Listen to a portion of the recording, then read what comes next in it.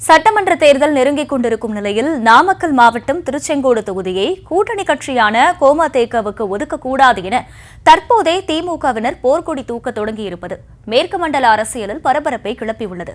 நடப்பு எம்எல்ஏ ஈஸ்வரனின் செயல்பாடு திமுகவினரை அதிருப்தியில் ஆழ்த்தியிருக்கும் நிலையில் தலைமை என்ன முடிவெடுக்கும் என்ற எதிர்பார்ப்பும் மேலோங்கியுள்ளது. ஈஸ்வரன் எம்எல்ஏ அவர்களுக்கு கொடுத்தா ஐயா கொஞ்சம் வாய்ப்பு கம்மி தாங்க. திமுக சின்னத்துக்காக வேலை செஞ்சாச்சு.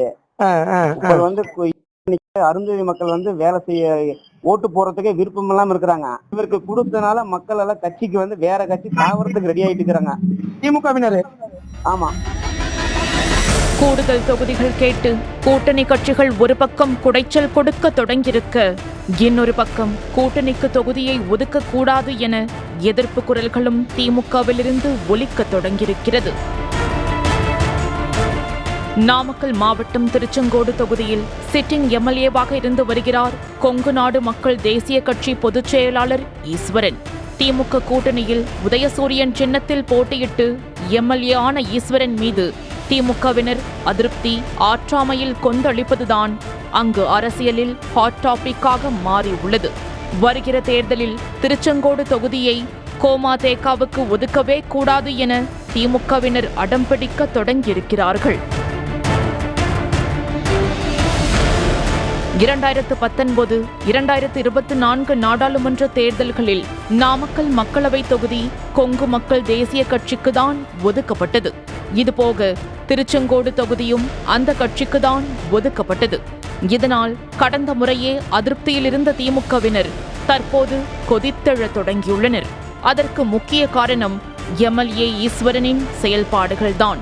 உதயசூரியன் சின்னத்தில் போட்டியிட்டு எம்எல்ஏ பதவிக்கு வந்த ஈஸ்வரன் திமுகவினரை பேச்சுக்கு கூட மதிப்பது கிடையாதாம்.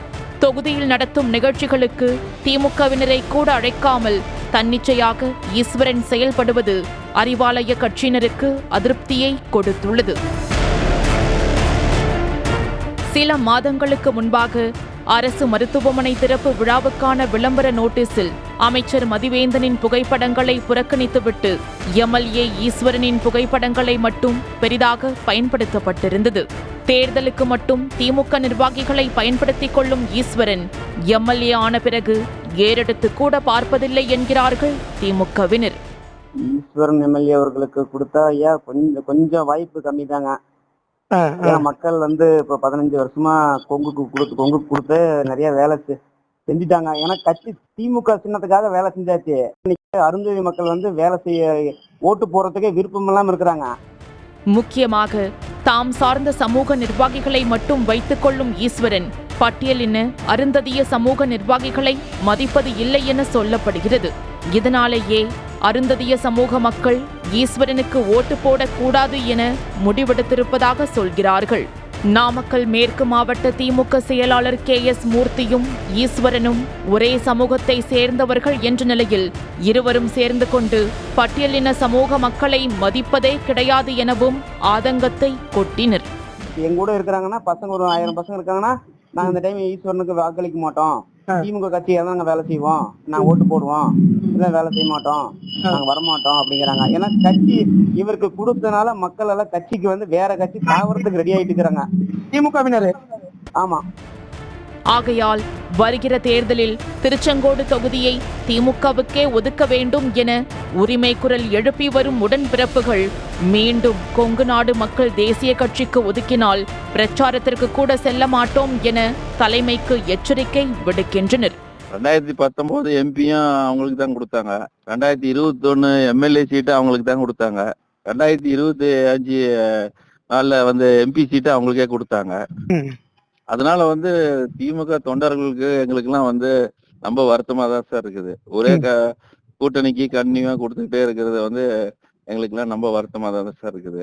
அவங்கன்னா அப்ப அவங்க ஒரு நிகழ்ச்சி இப்ப சமயமா ஒரு ஸ்கூல்ல ஒரு சைக்கிள் தரு விழா, அவங்க கட்சி சார்ந்த 5 பேர் இருக்கிறாங்க. நம்ம திமுக கட்சி சார்ந்த 2 பேர் தான் இருக்கிறோம். ஒன்றிய செயலாளரும் நானும் மட்டும்தான் இருக்கிறோம். நம்ம திருச்செங்கோடு எம்எல்ஏ திருச்செங்கோடு நம்ம திமுக சேர்ந்தவங்களே இருந்தாதான் நல்லா இருக்குங்க சார்.